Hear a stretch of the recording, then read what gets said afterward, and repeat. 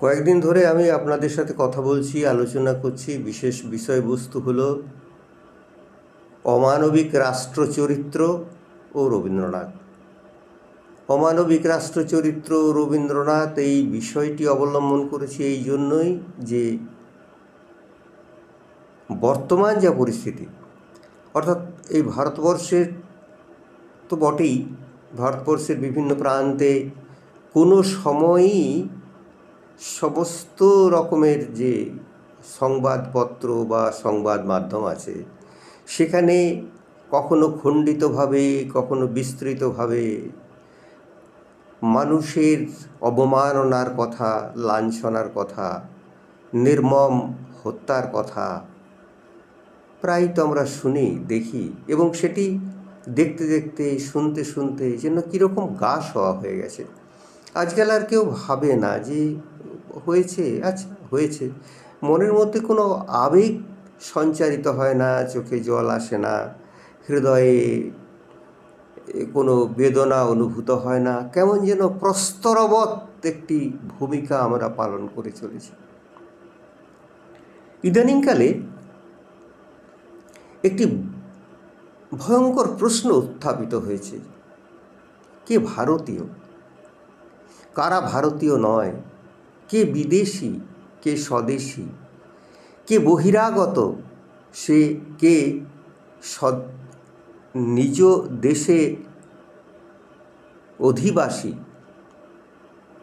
কে অনুপ্রবেশকারী। তাই বাঁচতে বসেছি, ভারতবর্ষ বাঁচতে বসেছে সেগুলো। ভারতবর্ষ খুঁজতে চেয়েছে তাদেরকে যারা ভারতবর্ষের নয়। কারা ভারতবর্ষের নয়? ভারতবর্ষ থেকে বিদেশিরা এলো কোথা থেকে? কোন বিদেশ থেকে এসছে ভারতবর্ষের মানুষেরা? কোন সে বিদেশ? অখণ্ড ভারতবর্ষের চিত্র এই তো 1947 সালের আগে পর্যন্ত একটি অখণ্ড ভারতবর্ষের চিত্র আমাদের সামনে ছিল, এবং যে অখণ্ড ভারতবর্ষকে আমরা সৃষ্টি করেছিলাম সেই সময়কালের মানুষেরা সৃষ্টি করেছিল।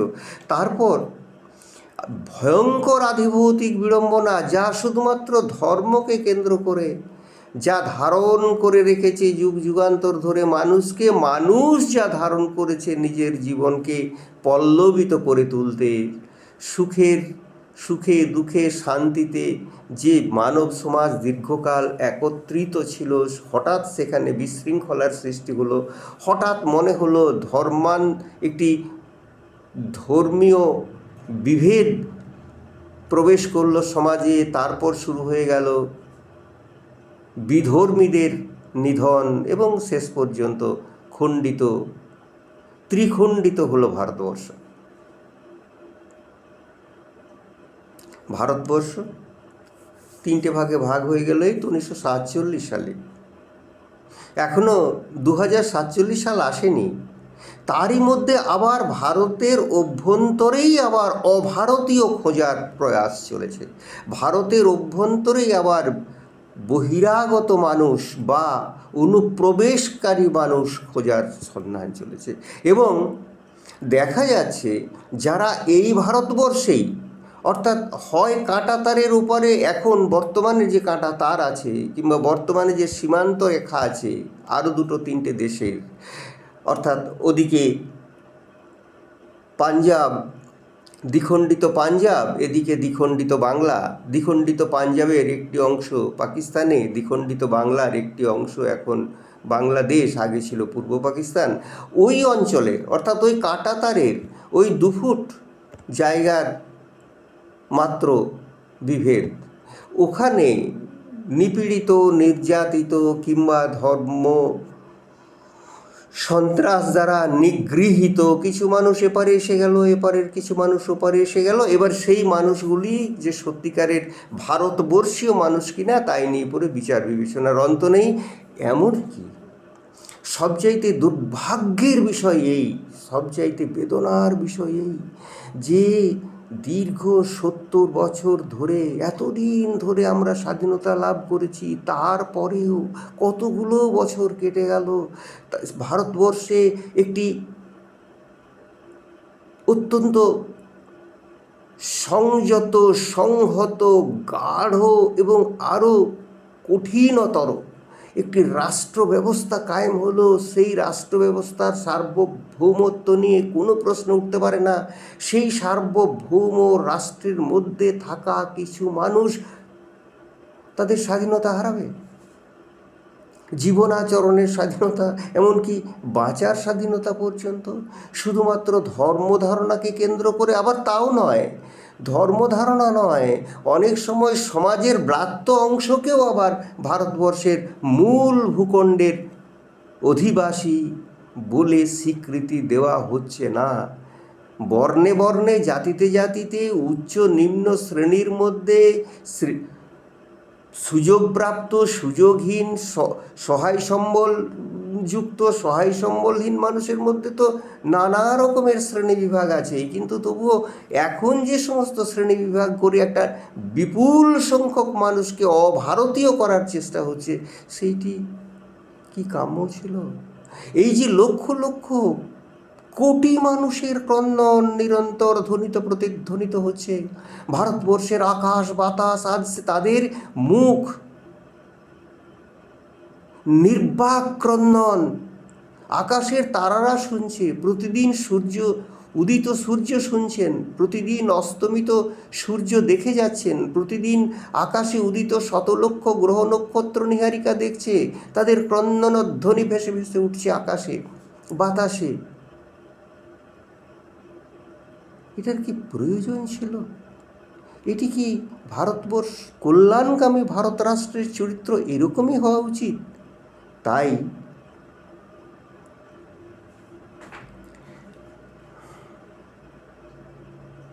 অমানবিক রাষ্ট্র চরিত্র এবং রবীন্দ্রনাথ নিয়ে আমি আলোচনা করে চলেছি কয়েকদিন।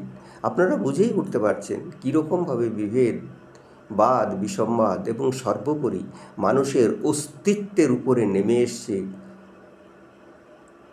মৃত্যুর অকাল যবনিকা।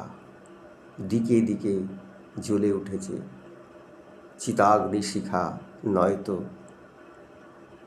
আবাস হচ্ছে মাটির অভ্যন্তরে, হয় শ্মশানে নয় কবরে।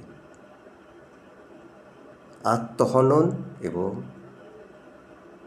পরহনন দুটোই হত্যালীলা চলেছে চারিদিকে। আর আর্ত অসহায় মানুষের নীরব ক্রন্দনধ্বনি। কি মনুষ্যত্ব! এই ভারতবর্ষকে আমরা চেয়েছিলাম। কীরকম ভারতবর্ষ চেয়েছিলাম? রবীন্দ্রনাথ কি বলছেন?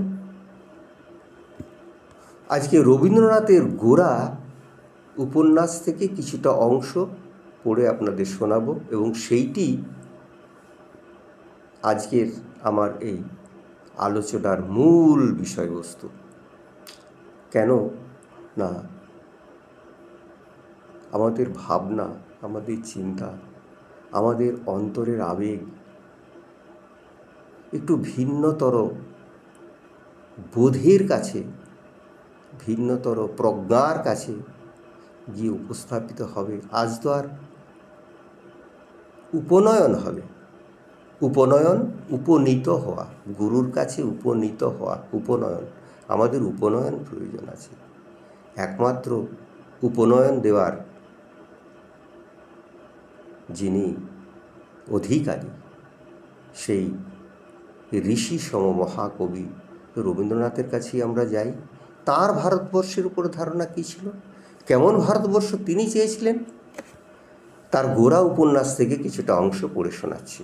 আপনারা গোরা পড়েছেন, কাজেই সহজেই সেটি স্মরণে আসবে এবং আপনাদের মননে তা প্রতিধ্বনিত হবে বলে আমার বিশ্বাস। একেবারে শেষ অংশটুকু।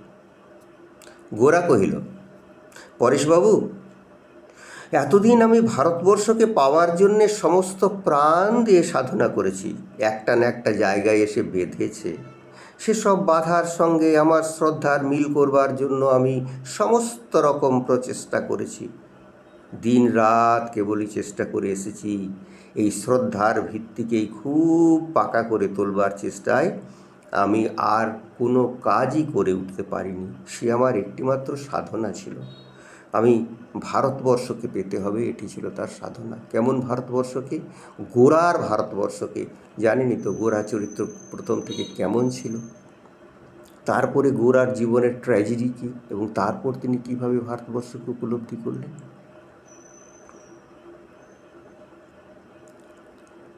সেই জন্যই বাস্তব ভারতবর্ষের প্রতি সত্য দৃষ্টি মেলে তার সেবা করতে গিয়ে আমি বারবার ভয়ে ফিরে এসেছি। আমি একটি নিষ্কণ্টক নির্বিকার ভাবের ভারতবর্ষ গড়ে তুলে অভেদ্য দুর্গের মধ্যে আমার ভক্তিকে সম্পূর্ণ নিরাপদে রক্ষা করবার জন্যে এতদিন আমার চারিদিকের সঙ্গে কি লড়াই না করেছি। আজ এক মুহূর্তেই আমার সেই ভাবের দুর্গ স্বপ্নের মতো উবে গেছে। একটা ভাবের ভারতবর্ষ সৃষ্টি করার চেষ্টা করেছিল গোরা। সেই অবশ্যই আপনাদের মনে পড়ছে গোরা চরিত্রের আদি এবং এই শেষ অধ্যায়টুকু। সমস্ত ভারতবর্ষের ভালো মন্দ, সুখ দুঃখ, জ্ঞান অজ্ঞান একেবারেই আমার বুকের কাছে এসে পৌঁছেছে। আজ আমি সত্যকার সেবার অধিকারী হয়েছি।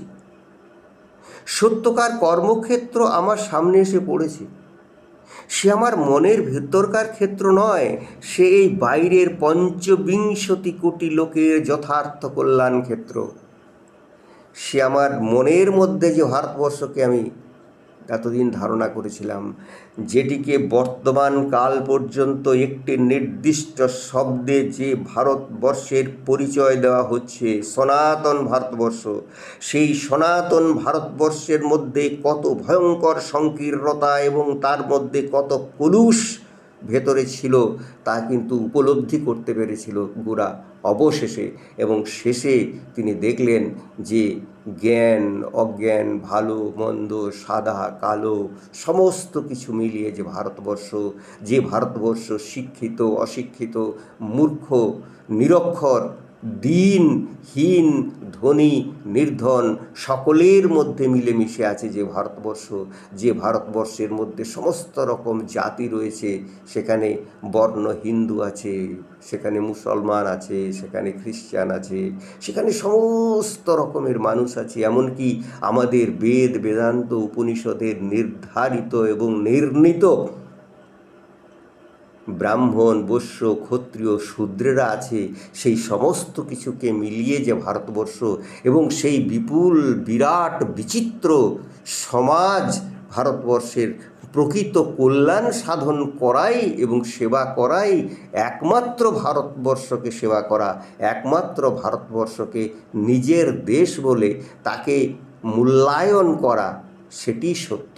বাকি ভারতবর্ষকে যদি যে কোনো দৃষ্টি, সংকীর্ণ দৃষ্টি নিয়ে, বর্ণের দৃষ্টি নিয়ে, ধর্মের দৃষ্টি নিয়ে, যে কোনো বিভেদের দৃষ্টি নিয়ে যদি ভারতবর্ষকে দেখা হয়, সেই দেখা সম্পূর্ণ ভারতবর্ষকে দেখা নয়। রবীন্দ্রনাথ বলছেন গোরার মুখ দিয়ে, আরেকটু শুনুন।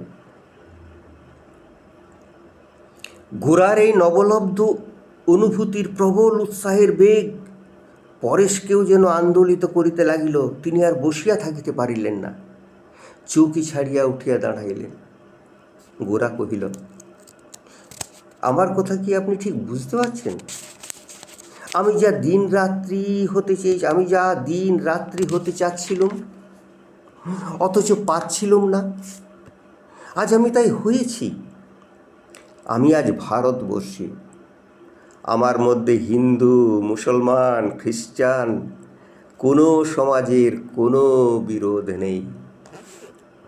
আজ এই ভারতবর্ষের সকল জাতি আমার জাত, সকলের অন্নই আমার অন্ন। দেখুন, আমি বাংলার অনেক জেলায় ভ্রমণ করেছি, খুব নিচ পল্লীতেও আতিথ্য নিয়েছি। আমি কেবল শহরের সভায় বক্তৃতা করেছি তা মনে করবেন না, কিন্তু কোনো মতেই সকল লোকের পাশে গিয়ে বসতে পারিনি। এতদিন আমি আমারই সঙ্গে একটা অদৃশ্য ব্যবধান সৃষ্টি করে রেখেছিলুম। একটা শূন্যতা ছিল আমার সঙ্গে, আমার ভাব মূর্তির সঙ্গে, আমার ভাবের মূর্তির সঙ্গে, আমার বস্তু মূর্তির, আমার বিমূর্ত স্বভাবের সঙ্গে আমার মূর্ত দেহের একটা মাঝখানে একটা শূন্যতা ছিল।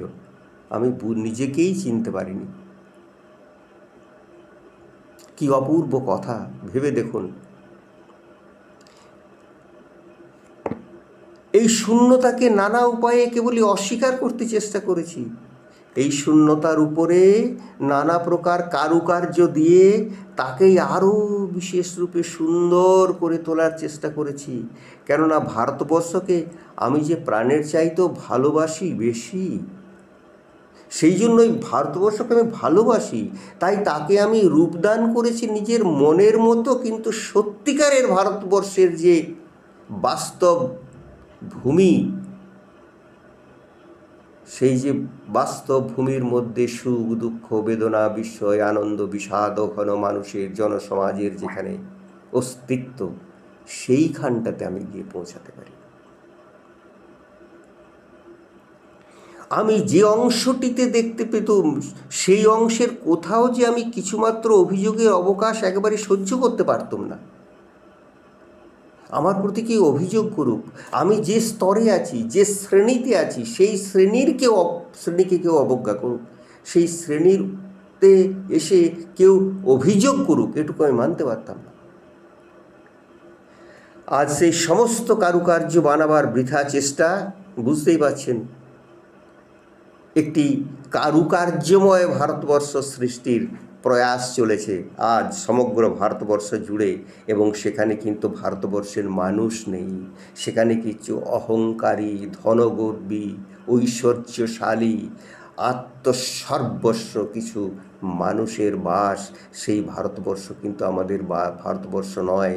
দারিদ্র্যের প্রতি দাক্ষিণ্য প্রদর্শন করতে হবে, আনুকূল্য দেখাতে হবে, এইটুকুই একমাত্র সেই ঊর্ধ্বচারী মানব যারা ক্ষমতার ঐশ্বর্যের সিংহাসনে উপবিষ্ট, তাদের কথা হচ্ছে যে তারা কিছু দাক্ষিণ্য প্রদান করবেন, কিন্তু একাত্মতা অনুভব করা হচ্ছে না।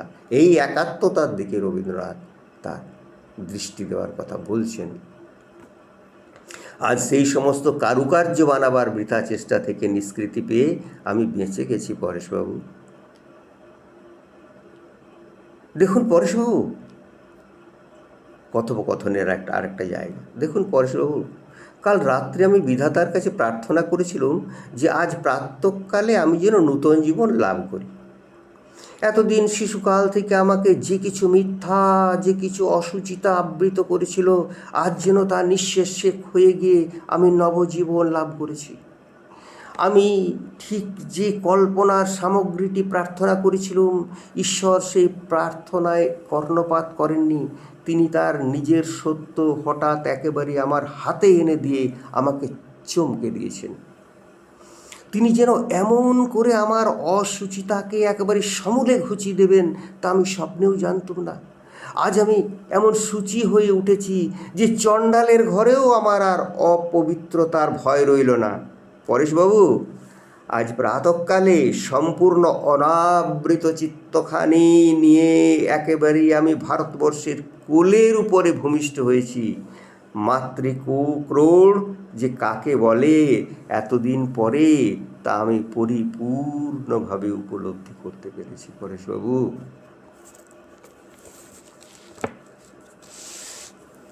রবীন্দ্রনাথের ভারতবর্ষ, গোরা উপন্যাসে গোরার উক্তি, গোরার জীবনটা যদি বা গোরার জীবনাচরণ, গোরার জীবনী, যিনি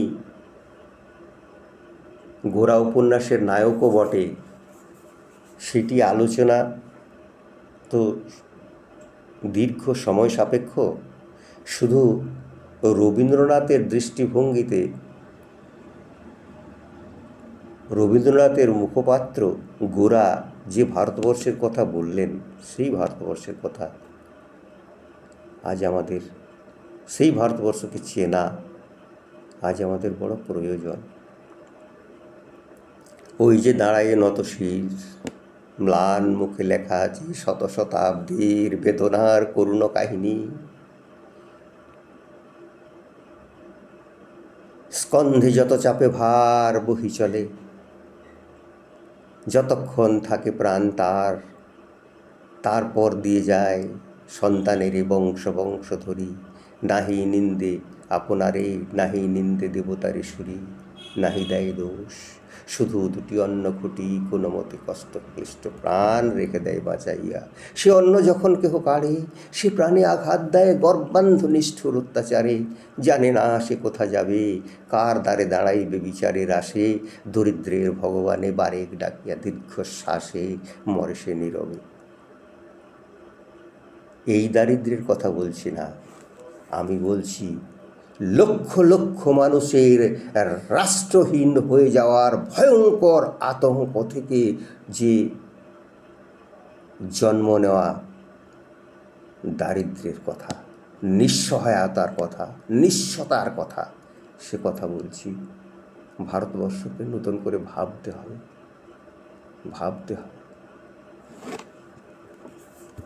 আজকে এখানে রাখি। নমস্কার।